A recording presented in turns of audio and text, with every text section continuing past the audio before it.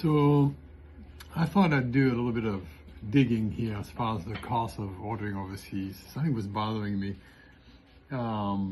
Besides the fact that, when you order overseas, we've had customers who've tried that without knowing what they were doing and ended up spending more money or had no deliveries at all and lost all of the money as opposed to contacting us. Now, we personally try to avoid ordering overseas, because on the surface, even though it looks cheaper, and it does, you're going to pay less per item. But what is the impact on our country, our cities, our local economy? Something was bothering me. I felt that, I think I'm saving money. I paid $1 instead of $1.50 for an item, pass it on to the customer, everybody wins. But not really. Whenever we order overseas, it has to have an impact, an economic impact, a personal impact on all of us. And even though we might think we're saving a little bit of money here, we may not be saving anything in the end, and actually may be costing us more. So I looked into it, and looking at the hidden cost of overseas ordering.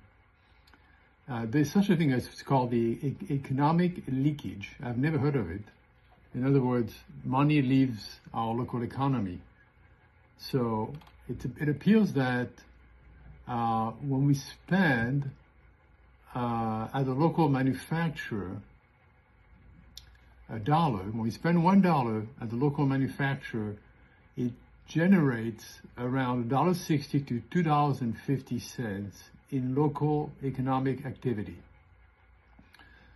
Well, $1 spent overseas is virtually nothing. Maybe there's a little bit of value in the transportation aspect of things, but nowhere near, it seems, what we would gain, all of us, from ordering USA made. And then, we can translate that to, so I'm in Florida, I order from Ohio. I am affecting my local economy because I ordered from Ohio as opposed to locally. But at least it's within our country, so hopefully the dollar will somehow come around to us. And of course, there's been an advantage to even getting more local, ordering in Florida, or maybe Georgia, or one of the adjoining states, maybe more advantageous to all of us. And those are the things we don't think about. Sometimes we think, let's save a bit of money here and there.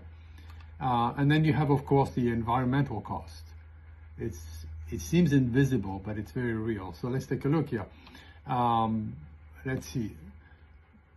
Well, so of course you have transportation. The further the item comes from, the more pollution you're going to have, because obviously shipping, especially ocean freight, contributes, to more CO2 emission.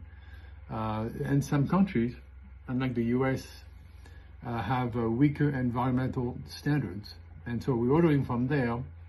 We're polluting the environment, and of course we're polluting and helping in polluting another country. We should be concerned with that too. We should care about other people. And at the same time, if you think pollution just stays where manufacturing is, no. Air pollution travels. It doesn't stay right above that country.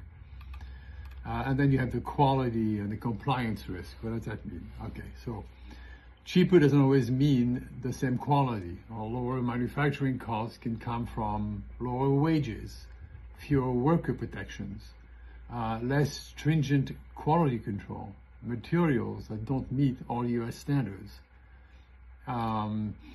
The cost of product defects, return, warranty claims, safety recall, can quickly erase any benefit, because now you have higher customer service costs, brand damage, your brand, legal and compliance risk, your brand, your legal issues, and maybe ours too, depending upon how the order was placed and if you went first at all.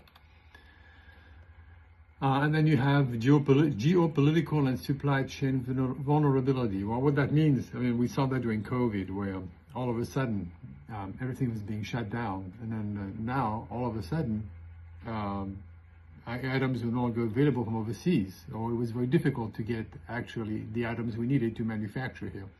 So there's a definite definite vulnerability, and that's going to have a cost for all of us. Besides the obvious cost of feeling vulnerable, there's a financial cost to non-manufacturing locally, and then of course national strategic capacity. There's a dimension to strategic dimension. There's a dimension to domestic manufacturing. Countries that lose core manufacturing capabilities risk dependency in critical sectors like medical supplies, tech hardware, defense components, and more. So maintaining local capacity, local manufacturing can be beneficial from even a safety standard. Anyway, in conclusion, when we compare overseas versus USA products, the sticker price tells only a small part of the story. And these are just a few points, maybe the more obvious ones. And if we dig deeper, probably find that the ultimate cost is, wow, so much higher to all of us. So should we order overseas at all? If you look at the cost to all of us, it would seem that it's a mistake. But maybe there is more to the story. But at this point, from what I've seen, it seems to me that we should order as much as possible locally. You can tell me what you think. I'd be happy to hear your opinion. This is Philippe from Florida Customer at 386-400-2666. And as always, doing our best to only order USA made, or at least USA supplied items.